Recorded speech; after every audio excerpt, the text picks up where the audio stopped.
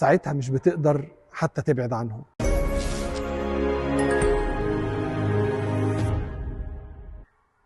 عايز أكلمكم عن وجع محدش بيعرف يشرحه كتير ولا حتى يثبت إنه موجود.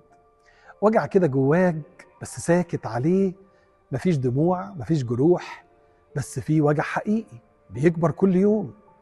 أوقات الوجع ده بيجي من ناس المفروض بتحبك، ناس كنت شايف إنها هتحميك بس وجعتك أكتر. ساعتها مش بتقدر حتى تبعد عنهم.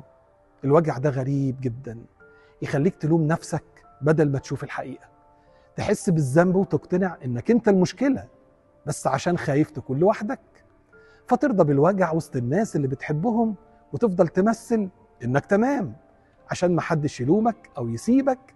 لكن الحقيقة أنت مش تمام ولا غلطان، أنت موجوع، وجعك حقيقي حتى لو محدش شايفه.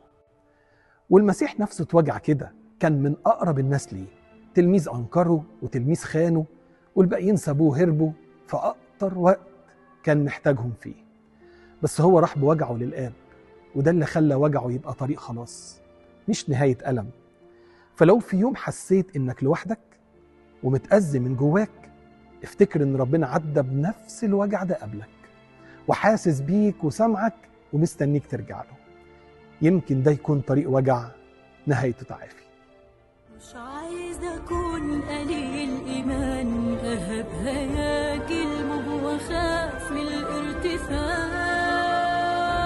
في العواصف والغياب وأمورها تهدى عشان يبان كل اللي تاه. عايزة أبقى جنبك في الأمان، مش أي محنة تشدني لعكس اتجاه.